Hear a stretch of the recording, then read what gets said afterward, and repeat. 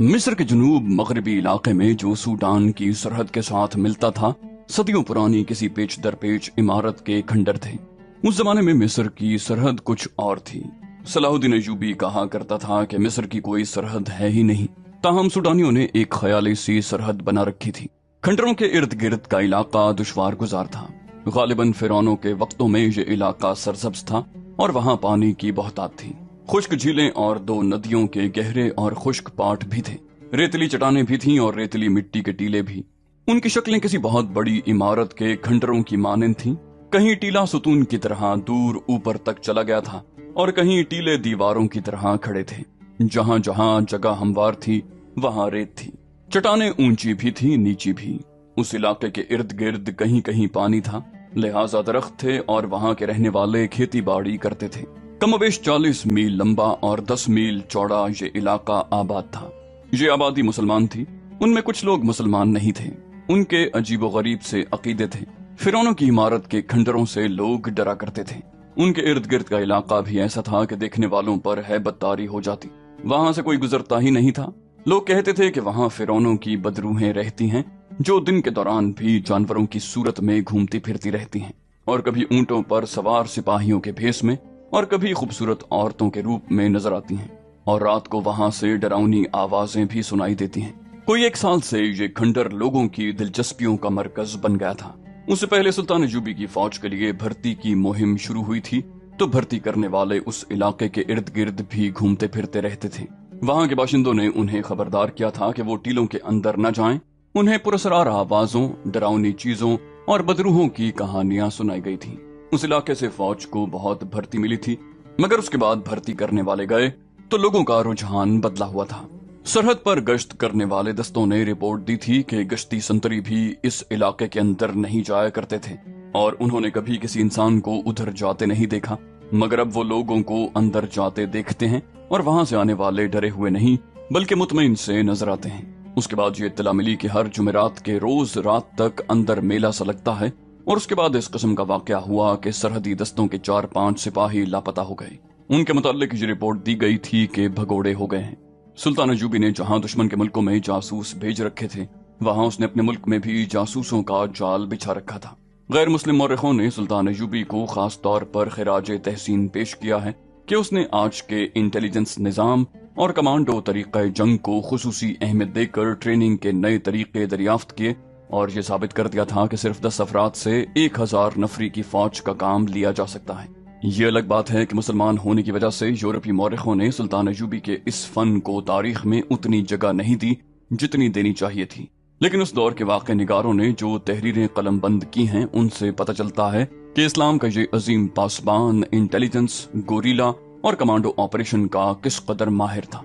अंदरूनी मुल्क उसकी इंटेलिजेंस गोशे गोशे पर नजर रखती और फौज की मरकजी कमान को रिपोर्टें देती रहती।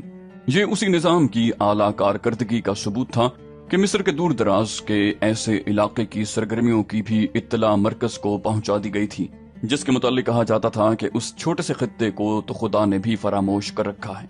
मगर मुखबरों ने वहां के लोगों की सिर्फ ज़हनी तब्दीली देखी और उसी की इत्तला दी। उन्हें अभी ये मालूम नहीं था कि अंदर क्या होता है। इस इत्तला के बाद 2 मुखबर कत्ल या लापता हो गए। वहां के लोगों ने न सिर्फ टीलों के डरावने इलाके के अंदर जाना शुरू कर दिया, बल्कि वो फिरौनों की इस पेच दर पेच इमारत के खंडरों में भी जाने लगे थे, जहां जाने के तसव्वुर ही से उनके रोंगटे खड़े हो जाया करते थे।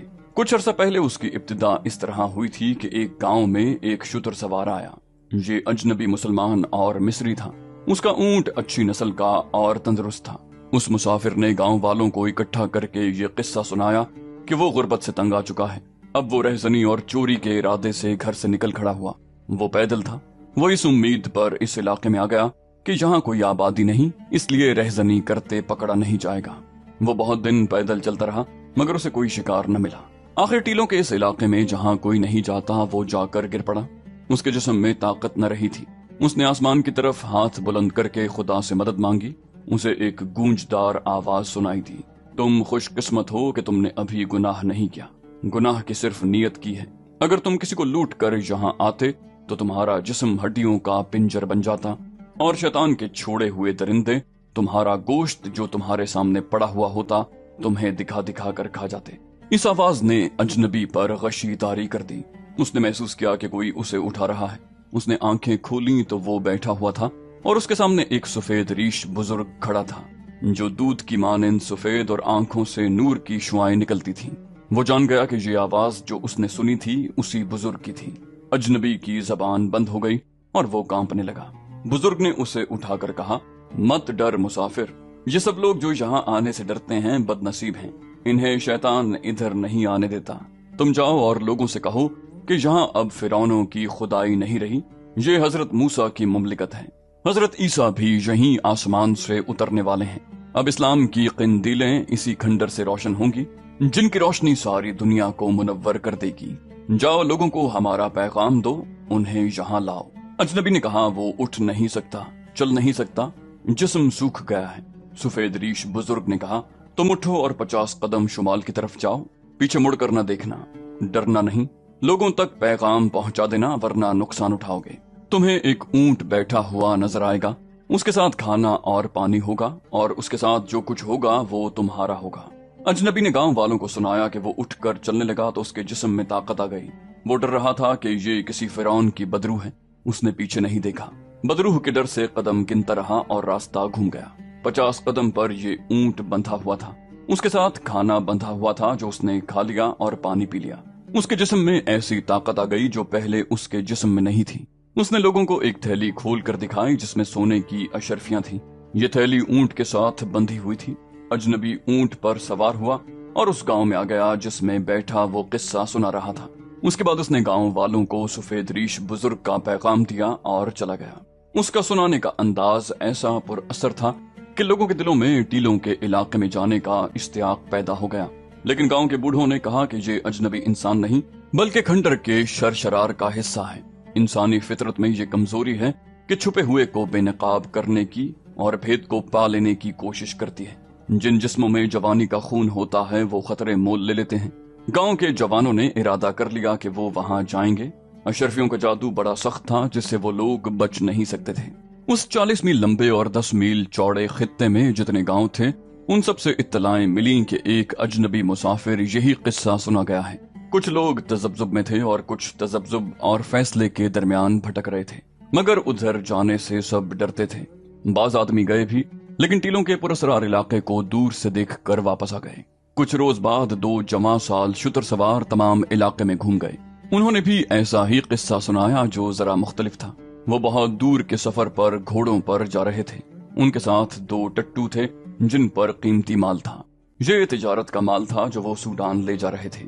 रास्ते में उन्होंने डाकुओं ने लूट लिया। माल के साथ घोड़े और टट्टू भी छीन लिए और उन्हें जिंदा छोड़ दिया। ये दोनों टीलों के इलाके में आकर थकन, भूख, प्यास और गम से गिर पड़े। उन्हें भी सफेद रीश बुजुर्ग नजर आया। उसने उन्हें वही पैगाम दिया और कहा, तुम्हें शैतान के दरिंदों ने लूटा है, तुम अल्लाह के नेक बंदे हो। जाओ, तुम्हें 50 कदम पर 2 ऊंट खड़े मिलेंगे और उनके साथ जो कुछ बंधा होगा वो तुम्हारा होगा। लेकिन मालो जर देख कर आपस में लड़ न पड़ना, वरना हमेशा के लिए अंधे हो जाओगे। उन्हें भी उस बुजुर्ग ने कहा कि गांव गांव जाकर लोगों को पैगाम दें कि इन खंडरों से डरे नहीं। उसके बाद ऐसी ही बहुत सी रिवायतें सुनी और सुनाई जाने लगी। उनमें डर और खौफ का कोई तासुर नहीं था, बल्कि ऐसी कशिश थी कि लोगों ने टीलों के इर्द गिर्द फिरना शुरू कर दिया। उन्होंने बाज लोगों को अंदरूनी इलाके से बाहर जाते और आते भी देखा। उन्होंने बताया कि अंदर एक दरवेश बुजुर्ग है जो गैब का हाल बताता और आसमानों की खबर देता है। ये भी कहा गया कि वो इमाम मेहदी है। किसी ने कहा कि हजरत मूसा हैं और कोई हजरत ईसा कहता था। एक बात वसूख से कही जाती थी कि वो जो कोई भी है खुदा का भेजा हुआ है और वो गुनाहगारों से न मिलता है न उन्हें नजर आता है। उसके पास जाने के लिए नीयत साफ होनी चाहिए। ये भी कहा गया कि वो मुर्दों को भी जिंदा करता है। ये तिलिस्माती और पुरस्कार रिवायतें और हिकायतें लोगों को अंदरूनी इलाके में ले जाने लगी। आगे जाकर उन्होंने पहली बार वो खंडर देखे जिनसे वो डरते थे। वो उनके भी अंदर गए। ये कमरों, गुलाम गर्दिशों और गारों जैसे रास्तों की भूल भुलैया थी। एक कमरा बहुत ही वसी और उसकी छत ऊंची थी। जाले लटक रहे थे और माहौल पर हैबत तारी थी, लेकिन वहां खुशबू फैली हुई थी। कहीं सीढ़ियां फर्श से नीचे जाती और तहखानों में जा खत्म होती। ये इमारत उन फिरौनों की थी जो अपने आप को खुदा कहते थे। वो किसी किसी को नजर आते थे। लोगों को उस इमारत में इकट्ठा कर लिया करते और लोगों को उनकी सिर्फ आवाज सुनाई देती। ये आवाज ऐसी सुरंगों में से गुजर कर आती जिनके दहाने बड़े कमरे में थे मगर नजर नहीं आते थे। बोलने वाला सुरंग के दूसरे सिरे पर होता था, जिसके मुताल्लिक कोई जान नहीं सकता था कि कहाँ है। वो उसे खुदा की आवाज समझते जो आम आदमी को नजर न आता। इन बड़े कमरों में रोशनियों का ऐसा इंतजाम हुआ करता था कि मशलें नजर नहीं आती थीं। कमरे रोशन रहते थे। आईने की तरह चमकीली धात की चादरें इस्तेमाल की जाती थीं, जिनसे छुपी हुई मशलों की रोशनी मुनक्किस होती थी। वो तो सदियों पुरानी बात थी। अब सलाहुद्दीन अय्यूबी के दौर में उस इमारत में फिर वही आवाजें गूंजने लगी जिन्हें लोग खुदा की आवाजें समझा करते थे। जरा से वक्त में लोगों के दिलों से खंडरों की हैबत निकल गई। वो जब बड़े कमरे में जाते तो उससे पहले उन्हें अंधेरी और फराख सुरंगों में से गुजरना पड़ता। आगे बहुत ही फराख और ऊंची छत वाला कमरा आ जाता जिसमें रोशनी होती मगर कोई मशल नजर न आती। वहां गूंज की तरह आवाज आती, हमने तुम्हें अंधेरों में से निकाल कर रोशनी दिखाई है। ये कोहे तूर की रोशनी है, इस नूर को दिलों में दाखिल कर लो। फिरौनों की बदरूहें भी मर गई हैं, अब यहाँ मूसा का नूर है और इस नूर को ईसा और ज्यादा मुनव्वर करेगा। खुदा को याद करो, कलिमा पढ़ो।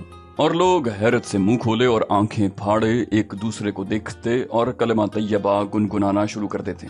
अगर इस आवाज में खुदा, हजरत मूसा, हजरत ईसा और कलिमा तैयबा का जिक्र न होता तो लोग शायद इसका ये असर कबूल न करते जो वो कर रहे थे। वो सब मुसलमान थे, अपने मजहब के नाम पर वो इस असर को कबूल कर रहे थे।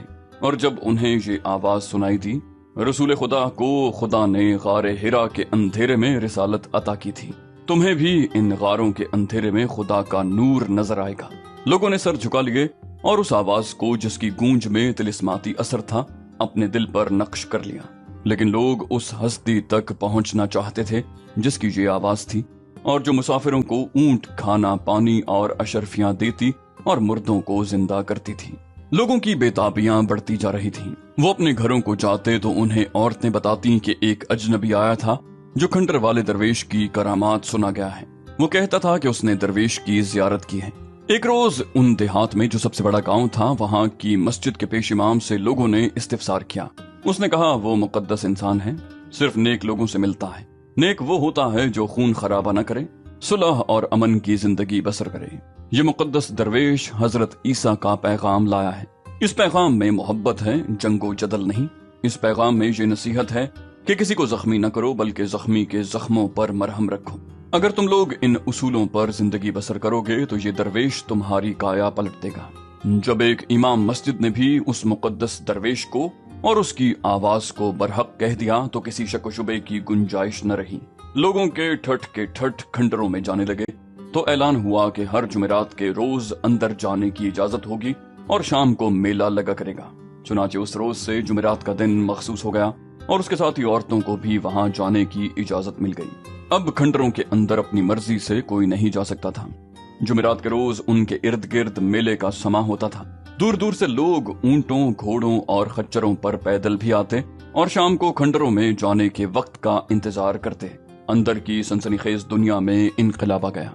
वहां अब लोगों को गुनाह और नेकी के, तारीकी और रोशनी के तसव्वुरात ऐसी सूरत में नजर आते थे कि लोग उन्हें मुजस्सम और मुतहर्रक सूरत में देखते और हैरत ज़दा होते। किसी को कोई उल्टा सीधा सवाल और शक करने की जरूरत न होती और न ही वो किसी सवाल और शक की जरूरत महसूस करते। सूरज गुरूब होते ही उस अंधेरी सुरंग का मुंह खुल जाता जो अंदर ले जाती थी। ये दरअसल उस इमारत के दरमियान से गुजरने वाला रास्ता था। उसकी दीवारें बहुत बड़े बड़े ब्लॉकों की थीं। ऊपर ऐसी ही छत थी। ये सुरंग हर 10-12 कदमों के बाद दाएं या बाएं को मुड़ती थी। उसके दरवाजे या दहाने से बाहर चंद एक आदमी खड़े होते थे।